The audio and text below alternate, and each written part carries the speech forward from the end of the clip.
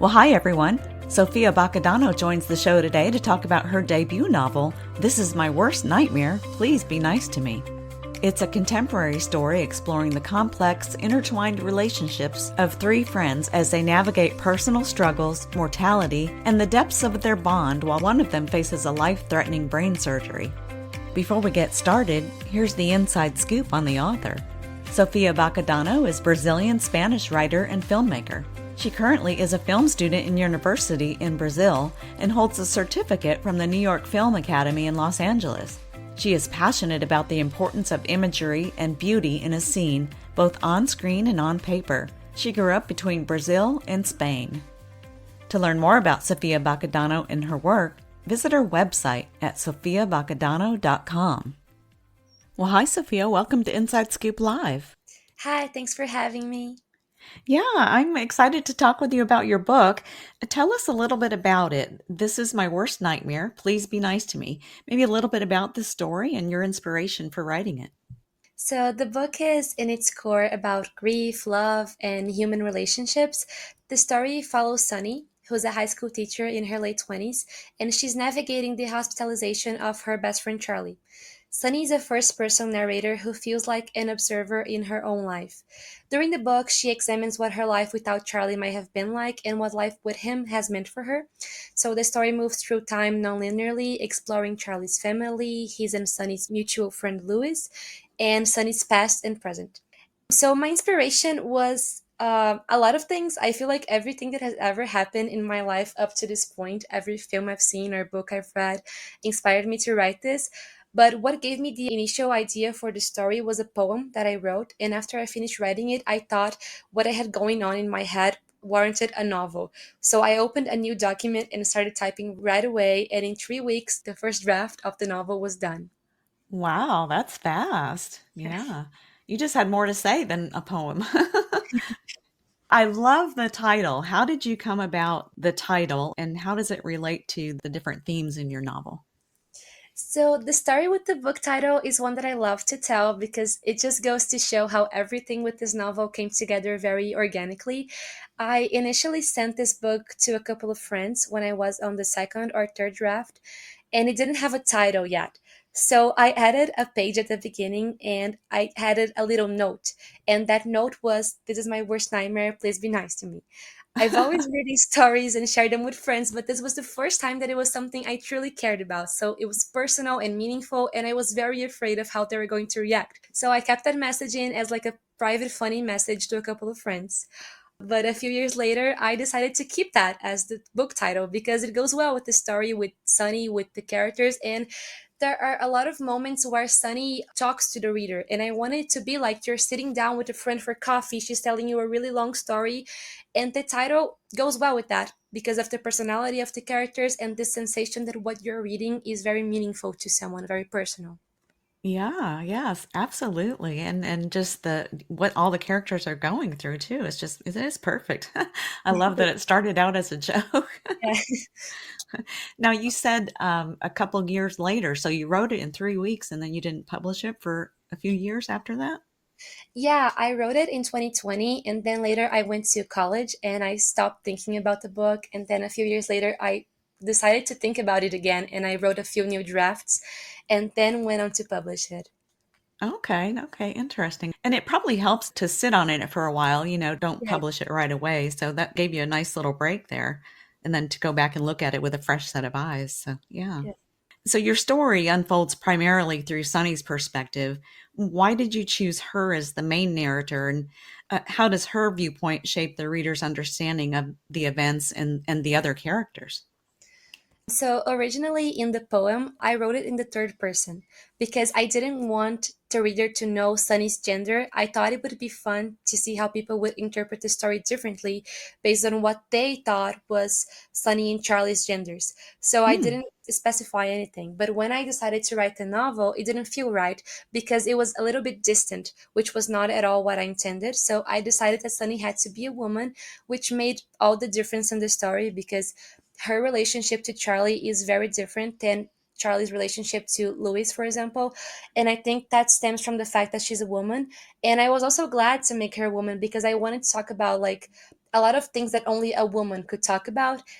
Hmm. And I think Sunny is also the only character that I feel like could objectively be a narrator because of how she likes to observe people and things. And Charlie, I think, would not be a reliable narrator, which would be interesting, but would be a different book. Yeah, yeah, totally. Well, tell us about the dynamic between the three. How did you develop their complex relationship, and what aspects of the friendship did you want to explore through their interactions? So I like the idea of trios. I think a lot of books and films incorporate that dynamic, and I always find it fascinating because there's always a duo in a trio, and I think that changes over time. So in the novel, we've Mm. got Sunny and Lewis, and then they meet Charlie, and suddenly it's Sunny and Charlie. Then Charlie lives with Lewis, so it's Charlie and Lewis, and it changes throughout the course of the novel. So the idea of the trio was something I really wanted to explore, and also the dependency between them. So a lot of the times they only have each other. So when they fight or when one of them leaves, it's like everything is lost. So I wanted to talk about that, like putting all your fate in just one person or just two people. And yeah, Hmm. Yeah, that's interesting. That's so true what you said about trios, though. There's always a duo, and yeah, it can change, but boy, it complicates things. a lot, yeah. So Charlie has an impending brain surgery, and that kind of serves as the catalyst for the story. Why did you choose this particular medical crisis, and how does it drive his character? I think why I chose the brain initially was that it's something that's very serious and very concerning. But later, as I developed the character of Charlie, it made sense because he is very good at ignoring things to make himself feel better. And he's had these headaches for years, like very serious headaches, and he's been ignoring them. But now he can't because he's had this accident and it revealed what's hidden behind his headaches. And just like the other characters who have open wounds from their past and situations that they left unresolved, they can't escape anymore. Like that's the whole novel is them having to deal with things that they've been ignoring for years now. Mm, okay, yeah. I think a lot of us tend to think that, oh, well, if I just ignore it, it'll go away. And so you do that until you can't anymore. So now you're a filmmaker turned novelist. How has your background in the visual storytelling aspect influenced your approach to writing your prose and building the scenes in your book? So I love creating scenes. I love adding in like sensorial details that make the reader feel like they're in the scene. My favorite books are all movies in my head. I've always read books like this, like I can see them in a scene. And after I Mm, started like actually making movies, writing screenplays and directing, I realized how helpful that is for writing because you have to be able to make your readers see what you're writing, and that's why I love describing places and clothing, food, even like smells and sounds, because everything comes together to create atmosphere to bring the reader in. And I do think that like I build scenes in a book in a very similar way that I build scenes when I'm directing a film, and I find the intersection between the two very beautiful. yeah. The description and just the way you write I like that you call them scenes and not chapters. And I mean, that kind of sets it apart right there. But it brings you into the story. Now, you mentioned that it's a non-linear narrative structure. What kind of challenges did you face kind of weaving the past and present together? And how did this approach enhance the story that you wanted to tell?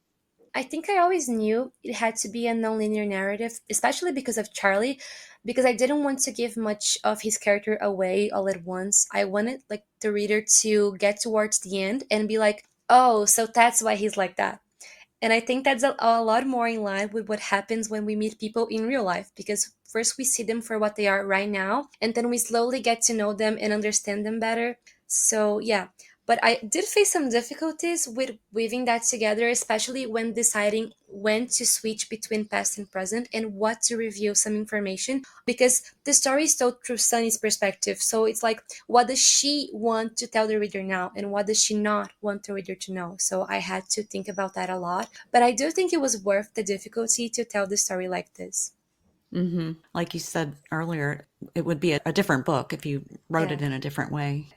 Now, the characters, they're very complex, multifaceted. What methods did you use to create such nuanced personalities? And how did you ensure they remained consistent while also growing, throughout the story?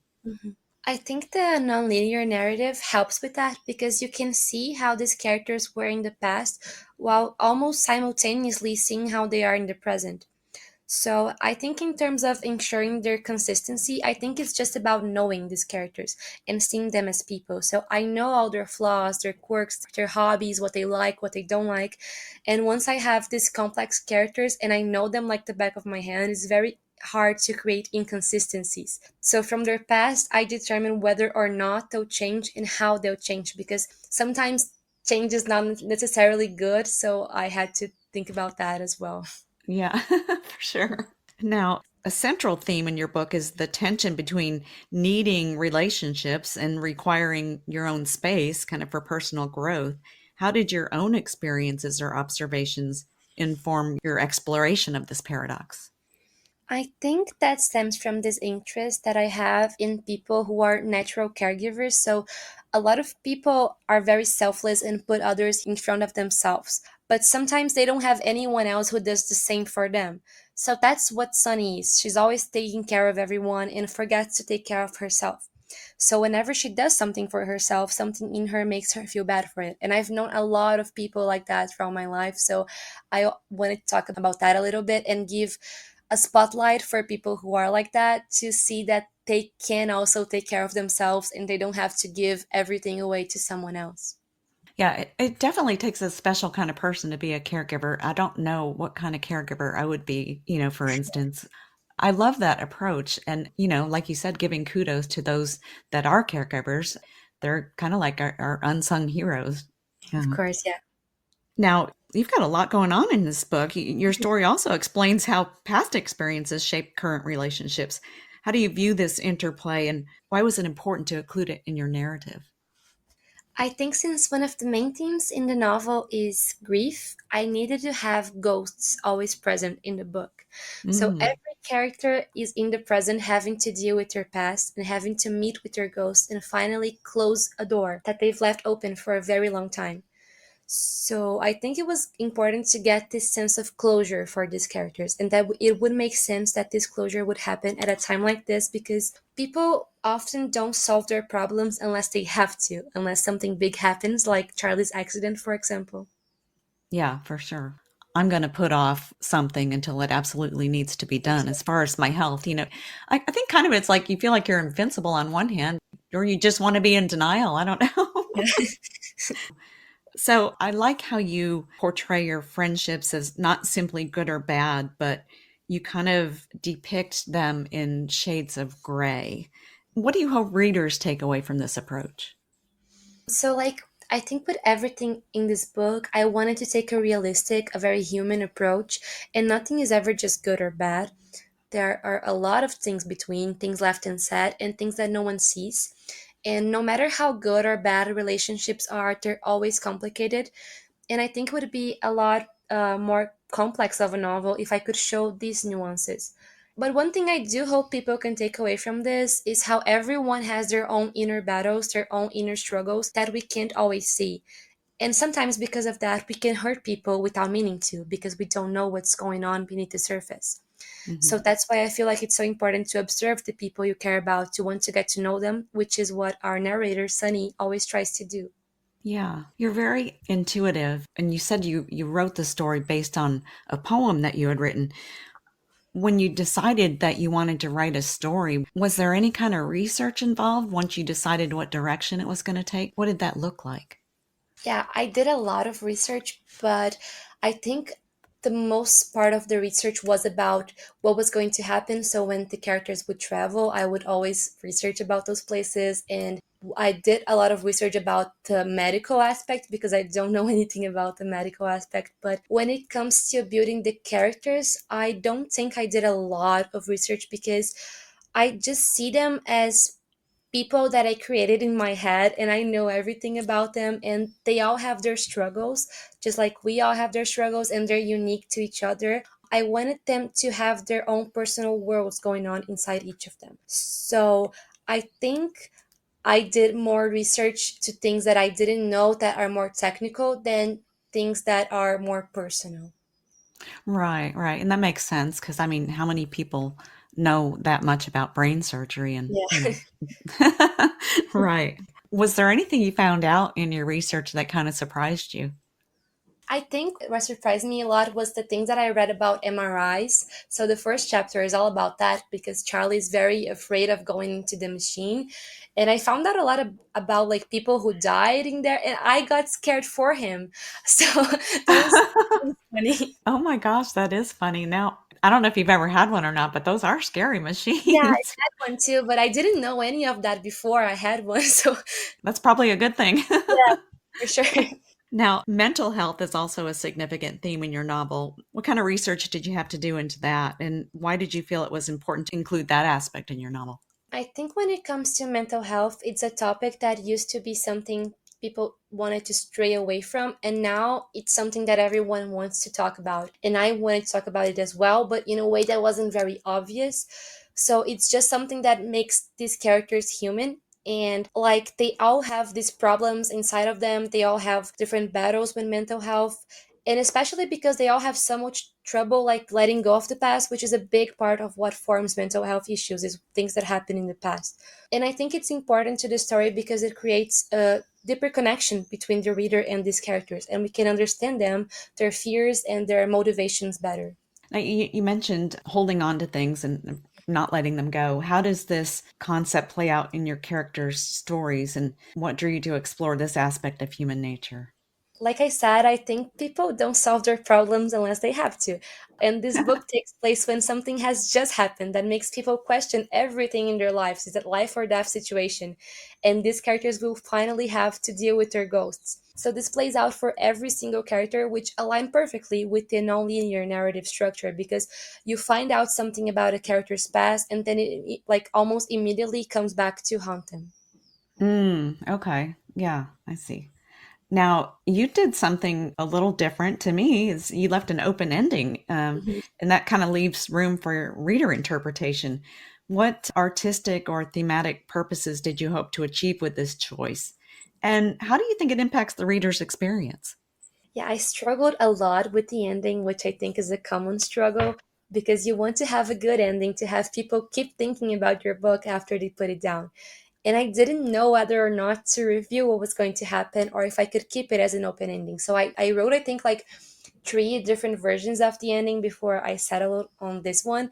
And my final decision was to keep it as an open ending because I think how the reader interprets what happens at the end depends on how they interpret the entirety of the book. And I realized that after the book was out, and I talked to some people who read it, and the people who liked the same character and disliked the same character always had the same opinion about what happened at the end, which is very interesting because it just goes to show how people are biased to make their interpretations on things because of how they feel, which is in line with like a lot of themes in the book as well. So I think it's perfect.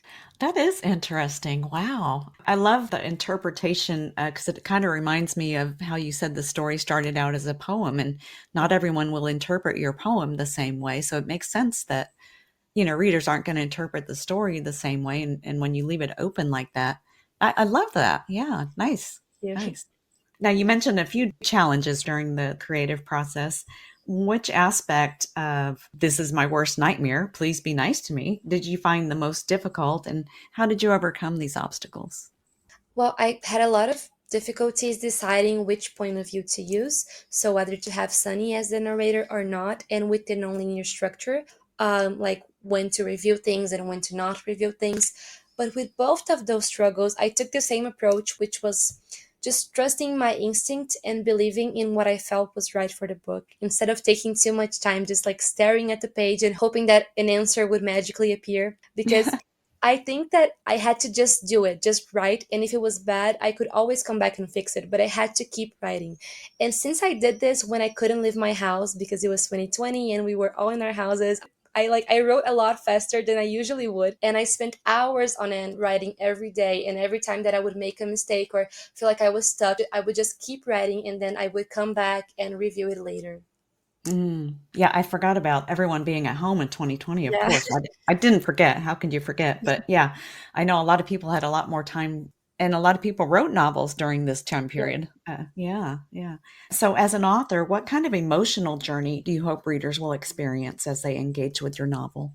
So, I wanted to talk about human relationships and everything that comes with it, the joys, pains, grief, all of it. So, I hope the readers would eventually take a message of hope that things do get better, that people can indeed change. Because even though the story is very somber, dark at times, I feel like, especially looking back on the book now after it's done, that if you read between the lines, you'll find a message of love. Okay. Have you had a lot of feedback on your novel so far?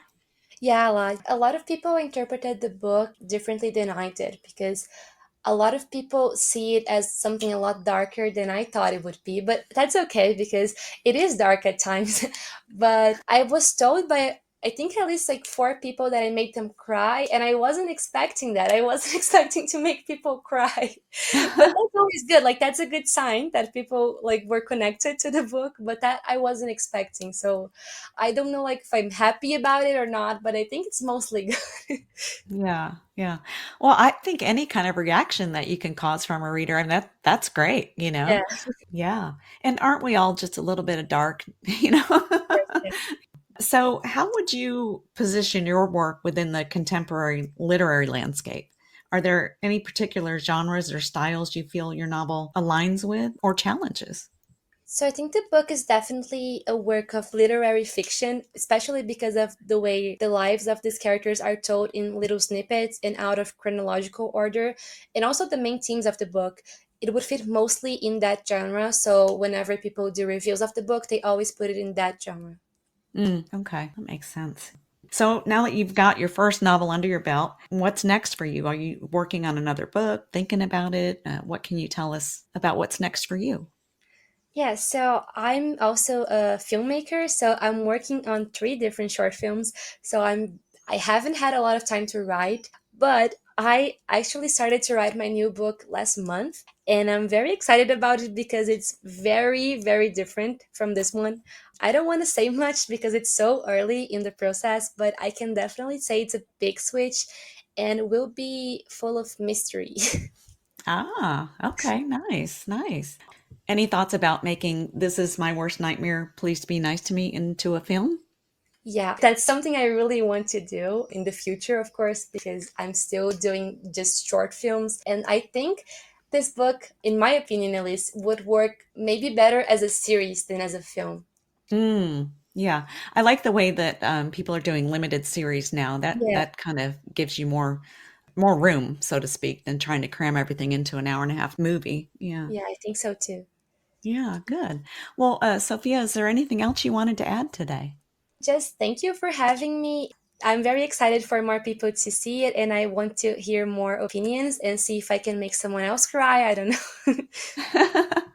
Okay. Well, Sophia, thank you so much for coming on the show today and telling us all about This Is My Worst Nightmare. Please be nice to me. I really enjoyed it and learning more about the book and learning more about you. Thank you. Thank you. Thank you so much for joining me today for my interview with Sofia Bacquedano, author of This Is My Worst Nightmare. Please be nice to me. To learn more about Sofia and her work, visit sofiabacquedano.com. And be sure to listen to our other interviews at InsideScoopLive.com.